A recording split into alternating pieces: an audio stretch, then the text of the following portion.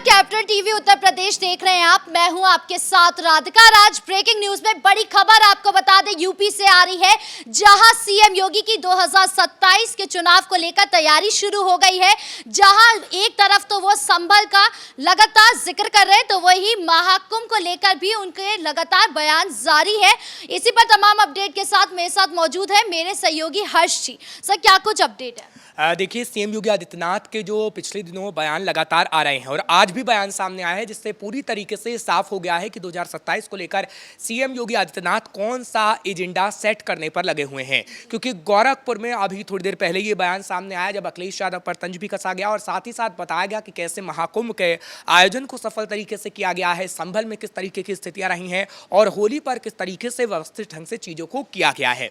यानी हम ये कह सकते हैं कि योगी आदित्यनाथ 2 साल पहले ठीक पूरी तैयारी कर चुके हैं। हालांकि इसके बाद भी हम देख रहे हैं कि 2026 में होली का त्यौहार आएगा, तब भी एजेंडे को सेट किया जा सकता है। लेकिन ये वाली होली थोड़ी अलग है, क्योंकि यहाँ पर संभल का मुद्दा गरमाया। 24 नवंबर को जब हमने देखा 2024 के अंदर किस तरीके से सर्वे में बवाल हुआ, जो दंगा हुआ, उसके बाद संभल एक मुद्दा ऐसा बन गया जो आप चुनावों में काफ़ी भुनता हुआ देखेंगी कि किस तरीके से जब 2027 का उत्तर प्रदेश में विधानसभा चुनाव होगा तो संभल को बार बार भुनाया जाएगा, खासतौर पर होली के त्यौहार को लेकर। और सीएम योगी आदित्यनाथ बार बार इसी को कह रहे हैं कि होली का त्यौहार किस तरीके से पहले जो होता था वहाँ हुड़दंग होता था, पहले कैसे हिंदुओं को परेशान किया जाता था, चाहे वो चैनल के अंदर हो या फिर तमाम मंचों से हो, वो संभल का जिक्र बार बार कर रहे हैं, होली का जिक्र वो बार बार कर रहे हैं, महाकुंभ का जिक्र वो बार बार कर रहे हैं, हिंदुत्व का वो जिक्र बार बार कर रहे हैं। यानी वो साफ साफ ये बता रहे हैं कि अब जो हम चुनाव लड़ेंगे वो 80-20 के फॉर्मूले पर लड़ा जाएगा।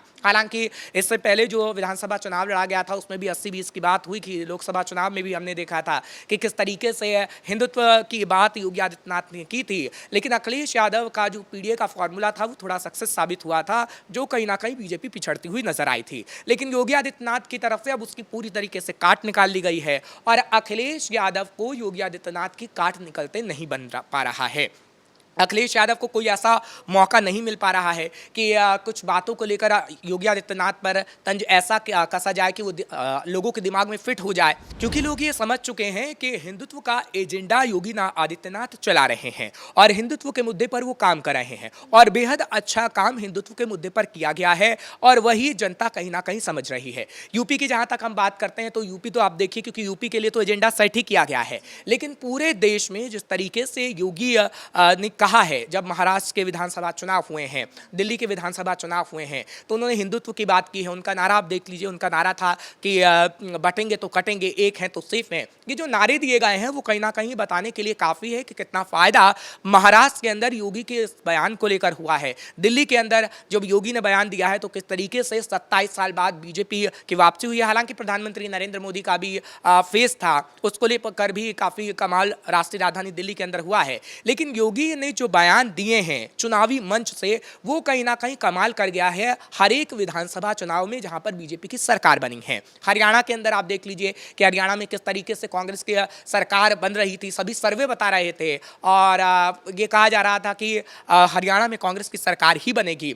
लेकिन नायब सैनी को एंड टाइम पे उतारना और योगी आदित्यनाथ को स्टार प्रचारक के तौर पर हरियाणा में उतारना, कई बार रैली करना, वो कहीं ना कहीं बताता है कि किस तरीके से योगी आदित्यनाथ की छवि एक बेहतर तरीके से रही है और वो लोगों के दिमाग में फिट हो गया है, और खासकर उत्तर प्रदेश के अंदर। क्योंकि अब एक एक करके हम मुद्दों का जिक्र करते हैं। पहले जिक्र करते हैं संभल का, फिर महाकुंभ का जिक्र करेंगे, फिर करेंगे हिंदुत्व का। संभल का आप जिक्र ले लीजिए। जब से संभल की बात सामने आई है, हमने देखा है कि संभल में एक तो वो दंगा पीड़ितों को इंसाफ दिलाने की बात करते हैं, जिससे कहीं ना कहीं वो ये बताने की कोशिश करते हैं कि दंगा कब हुआ, समाजवादी पार्टी के दौरान हुआ, और दंगा पीड़ितों को इंसाफ कब नहीं मिला, समाजवादी पार्टी की सरकार के दौरान नहीं मिला। और उसके बाद से ये ऐलान किया गया, जब हमने देखा है कि दंगा पीड़ितों ने सीएम योगी आदित्यनाथ को पत्र लिखा और उनकी जमीन को कब्जा मुक्त कराया गया, वो योगी आदित्यनाथ की सरकार में कराया जा रहा है। और योगी आदित्यनाथ ही बार बार तंज कसने का काम कर रहे हैं कि कैसे समाजवादी पार्टी की सरकार में, चाहे फिर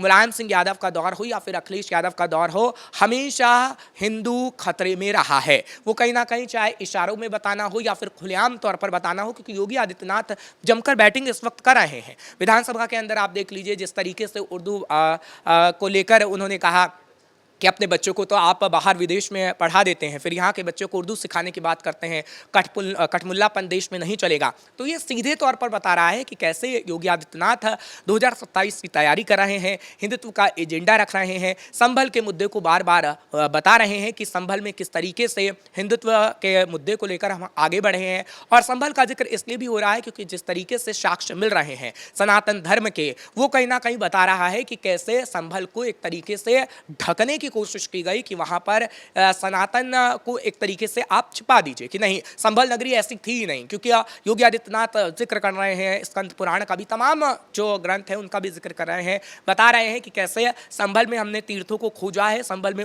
ऊपों को हमने खोजा है। तो यही बताने का मतलब है कि हम हिंदुत्व के एजेंडे पे काम कर रहे हैं। साफ तौर पर यह बता रहे हैं कि आगे आने वाले समय में अगर बीजेपी की सरकार आती है तभी हिंदुत्व के मुद्दे पर काम होगा और इसी लाइन पर हम चलेंगे और इसी लाइन को वो लोगों के दिमाग में भी फिट करने की कोशिश राधिका कर रहे हैं। लेकिन विपक्ष जो है वो बार बार आरोप लगाता है कि सीएम योगी जो है हिंदू मुस्लिम की राह पर चल रहे, दोनों को लड़ाई करवाते हैं और काम नहीं करते हैं। देखिए, विपक्ष की अगर बात करें तो सबसे पहले विपक्ष का काम ही होता है कि वो सरकार की नीतियों पर सवाल खड़े करे और कहीं ना कहीं उस पर तंज कसने का काम करे। लेकिन ऐसा बिल्कुल भी नहीं है। सीएम योगी आदित्यनाथ का हम जिक्र करते हैं तो आप महाकुंभ का जिक्र ले लीजिए, क्योंकि अब हम महाकुंभ के बाद भी एक और मुद्दे का जिक्र करेंगे। लेकिन महाकुंभ का जिक्र करना इसलिए ज़रूरी है क्योंकि महाकुंभ का बार बार जो शब्द का इस्तेमाल है वो योगी आदित्यनाथ भी कर रहे हैं और वो बता रहे हैं कि कैसे देश की आधी आबादी महाकुंभ में पहुंची है और कहीं ना कहीं महाकुंभ संगम का जो गंगा जल है वो कहीं ना कहीं पहुंचा रही है अलग अलग घरों में।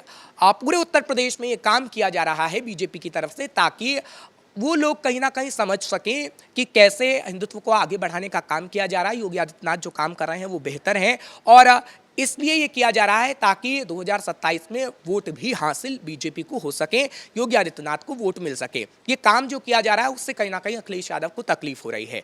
और अखिलेश यादव, हमने देखा था कि महाकुंभ की शुरुआत जब हुई थी तब आप उनके ट्वीट देख लीजिए, अभी वो ट्वीट पर है वीडियो, जब कहा गया कि यहाँ पर लाइट के खंभे नहीं हैं, यहाँ पर लोगों को काफ़ी तकलीफ हो रही है। लेकिन ग्राउंड जीरो पर जब रिपोर्टर गए तो ऐसा कुछ भी नहीं था। यानी वो ऐसी वीडियो जानबूझकर शेयर करने की कोशिश कर रहे थे ताकि दिखा सके कि महाकुंभ में व्यवस्थाएं ठीक नहीं हैं। लेकिन योगी आदित्यनाथ ने साफ तौर पर यह साबित कर दिया कि महाकुंभ का सफल आयोजन जो हमने किया है वैसा ना समाजवादी पार्टी की सरकार में हुआ है ना आगे हो सकता है। क्योंकि योगी आदित्यनाथ की तरफ से महाकुंभ में एक वर्ल्ड रिकॉर्ड भी बनाया गया कि महाकुंभ में सबसे ज़्यादा जाने वाले सीएम योगी आदित्यनाथ ही हैं। जब अखिलेश यादव की सरकार में हुआ था कुंभ, तब हमने देखा था कि अखिलेश यादव बिल्कुल भी वहाँ पर नहीं जाते थे।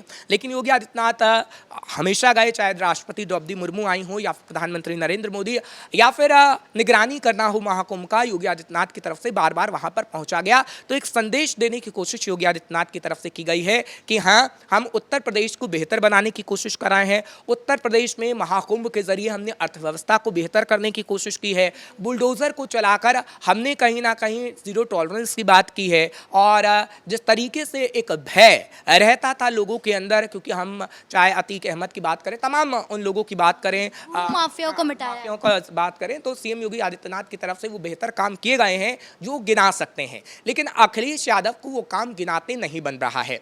अब क्या अखिलेश यादव कर रहे हैं? अखिलेश यादव को काम गिनाते तो बन नहीं रहा, खैर उनकी सरकार तो रही नहीं। पहले वो मुलायम सिंह के ज़माने की बात करते हैं, मुसलमानों की बात करते हैं। अब वो कुछ चेहरों को ढूंढ रहे हैं क्योंकि उनके पास अब चेहरों की भी कमी हो गई है, क्योंकि अखिलेश यादव ही एक चेहरा है, बाकी चेहरे ऐसे नहीं हैं जो कहीं ना कहीं काम अखिलेश यादव के लिए आ सके। अभी 2027 में भी अखिलेश यादव अपने फोर्स पीडीएफ फॉर्मूला पर चलने वाले हैं। देखिए, पीडीएफ फॉर्मूला उनका ये तो नकार नहीं सकते कि हिट नहीं रहा था, लेकिन अब हिट नहीं हो पा रहा है।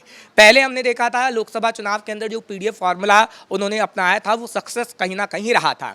लेकिन अब क्यों हिट नहीं हो रहा उसका सबूत भी है। जब उपचुनाव हुए हैं तो हमने देखा है कि कुंदरकी में या फिर मिल्कीपुर में भी वो खास तौर पर पीडीए का, तमाम उपचुनावों में उन्होंने पीडीए का फॉर्मूला अपनाने की कोशिश की थी और कहीं ना कहीं वो सोच रहे थे कि पीडीए का फॉर्मूला उनका हिट हो जाएगा, लेकिन ऐसा हुआ नहीं। हमने देखा कुंदरकी हो या फिर मिल्कीपुर हो, मुस्लिम बहुल इलाके में भी किस तरीके से योगी आदित्यनाथ ने जीत हासिल की है, बीजेपी ने जीत हासिल की है, वो कहीं ना कहीं ये दर्शा रहा है कि अब पीडीए का फॉर्मूला अखिलेश यादव का चलने वाला नहीं है। और इसलिए अखिलेश यादव अब कहीं ना कहीं ब्राह्मणों की बात करने लगे हैं। हमने डिंपल यादव को देखा कि डिंपल यादव मंदिर मंदिर घूम रही थी। हालांकि अखिलेश यादव पर अयोध्या में वो गए, लेकिन राम मंदिर में ना जाने को लेकर आरोप भी लगे कि, और बीजेपी ने इस मुद्दे को बखूबी उपचुनाव में उछाला था, जो फायदा कहीं ना कहीं बीजेपी को कर गया है। तो अखिलेश यादव को अब लग रहा है कि अब इससे काम नहीं चलने वाला है। इसलिए अखिलेश यादव खेसारी लाल के जन्मदिन के अंदर पहुंच रहे हैं। इसलिए अखिलेश यादव बात ब्राह्मणों की कर रहे हैं।